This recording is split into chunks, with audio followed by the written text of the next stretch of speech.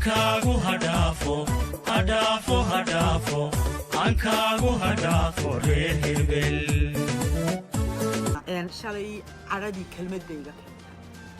waxaanan maxaa hayday kelmadda ku idhi inaan ilmaadeernahay oo prime minister ku xigeenka ah halka kelmad gafa Soomaaliland aniga adiga weeyaan ku dal jooga iyo ku dibad jooga Soomaaliland way naga dhaxaysaa waxay sahri gaar u leedahay maaha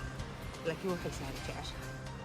inay Soomaaliland hagaagsanaato oo wanaagsanaato horumarna gaadho cidina cid ma necba anu cid ma necbi cid gaar oo aan necbahay oo aan maanta oranayo cidaasaan necbahay ma jirto laakiin waxay ku kooban yihiin inaan Soomaaliland difaaco shalay toole waxaan duubay video aan maxay hayday ku difaacaya qadiyadda Soomaaliland laakiin ibn aadan baa leeyahay ilaahay wuxuu yiri qofka ibn aadanku waa caroon kara laakiin inuu ka soo noqdo muhiim oo qaladkiisa qaato shalay toole videogayga waxaan ku soo gabagabeeyay in nin xildhibaano kamida xildhibaanada Soomaaliya oo halka yimi oo uu maxay hayday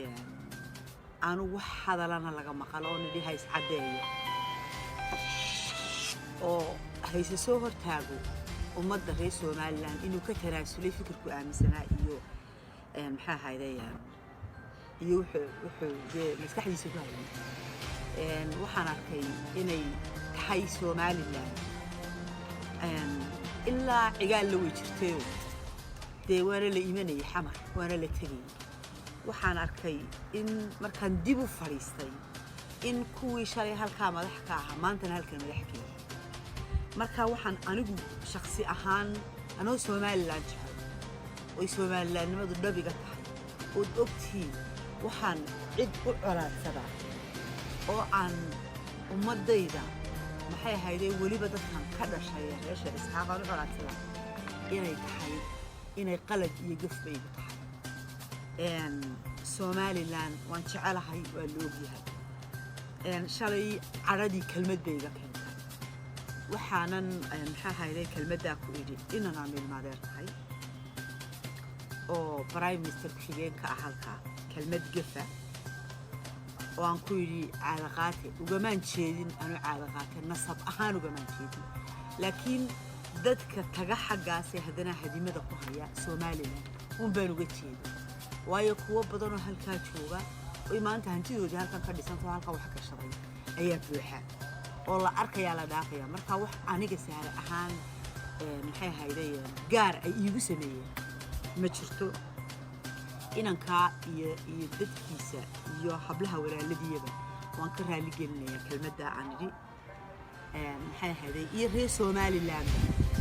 caado uma lihi inaan inta soo fariisto halka dadka caado laakiin caado waxaan u leeyahay soo fariisto Soomaaliland difaaco waxaanan hubaa kuwa maanta aan u caroonayay shalay toole godobta ku mutaystay ee xildhibaanada maanta markay yimaadaan inay baarlamaankoodii fariisanayaan marka waxaan leeyahay Soomaali aniga raallihayga ahaato abyaaladu waa qaranimadeenii kulqaaday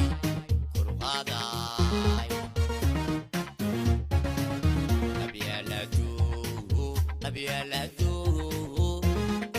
waa qaranimadeenii kulqaaday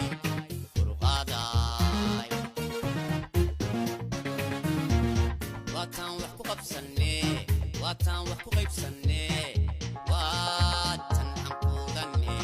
أبيالاتو واتان وحكو قبسني واتان وحكو